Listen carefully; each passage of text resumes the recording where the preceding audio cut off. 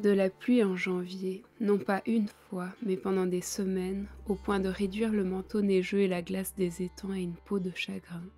Cela, je ne l'avais jamais vu en 5 ans sur la terre russe.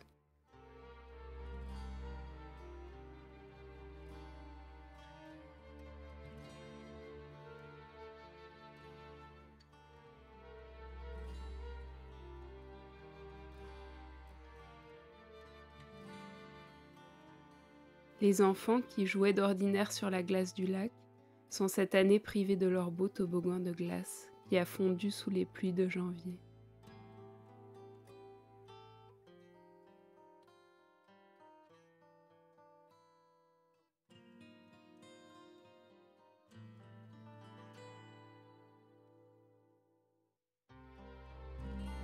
Les pêcheurs, eux, ne se sont pas laissés décourager par le dégel, mais ils sont moins nombreux que d'habitude à creuser des trous dans la glace pour y jeter leur hameçon.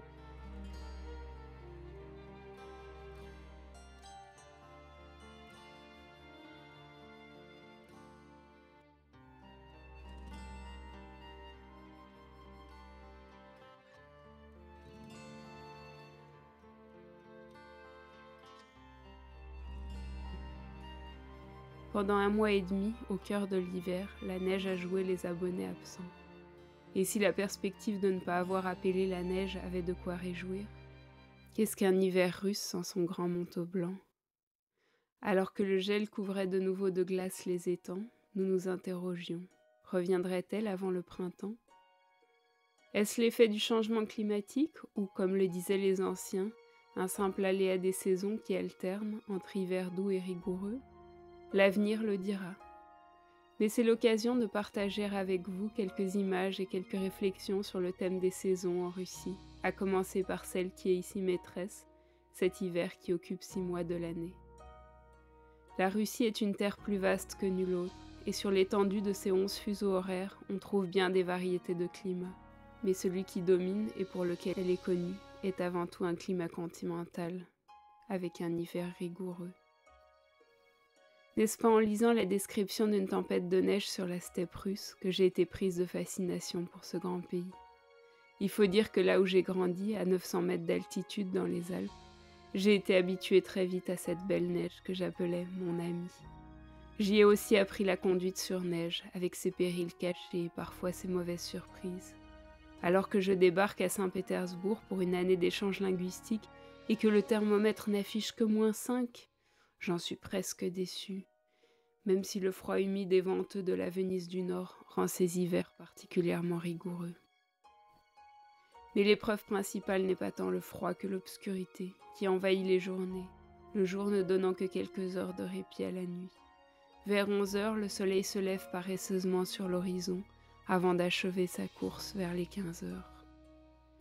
À Sergueïev Posad, dans la région de Moscou, où je me suis installée en 2020, j'ai découvert cet hiver froid et neigeux dont je rêvais depuis longtemps. Officiellement, l'hiver commence en Russie le 1er décembre.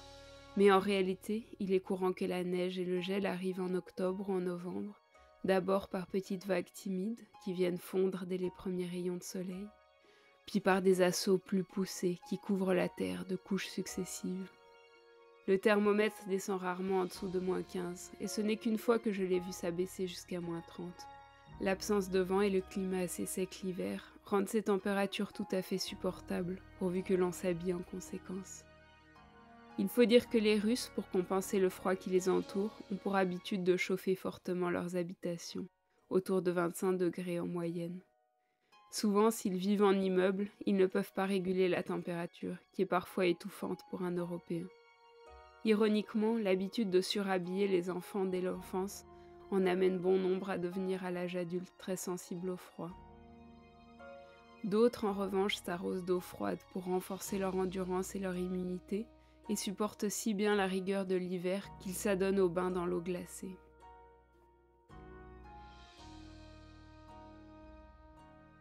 L'hiver est une saison particulière, et nous ne sommes pas tous à l'aimer. C'est un temps de jachère et de repos, lorsque la nature se met en hibernation, afin de mieux renaître le printemps venu.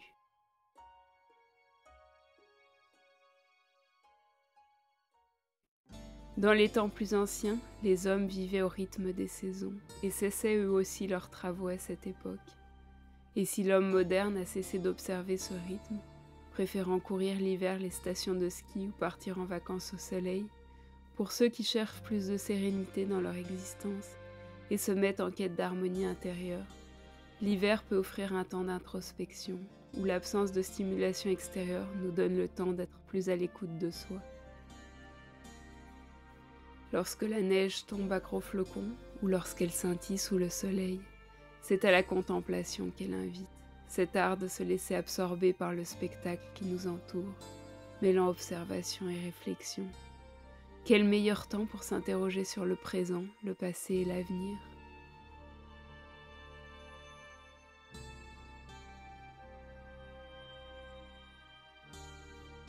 L'hiver marque l'achèvement d'un cycle et le commencement d'un nouveau. C'est l'occasion de faire le bilan de nos actions passées et de planter les graines de projets qui écloront lorsque le temps sera venu.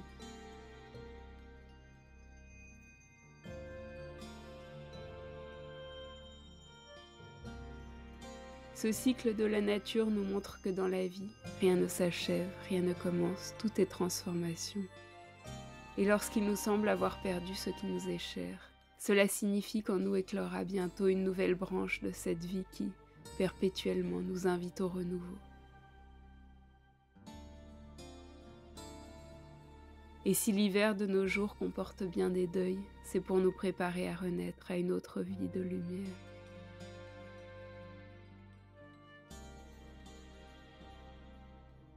Alors que j'écrivais le texte de cette vidéo, la neige a décidé de nous rendre à nouveau visite. Le 1er mars marquera ici l'arrivée du printemps, mais le calendrier n'a nulle force face à une nature qui suit son propre rythme.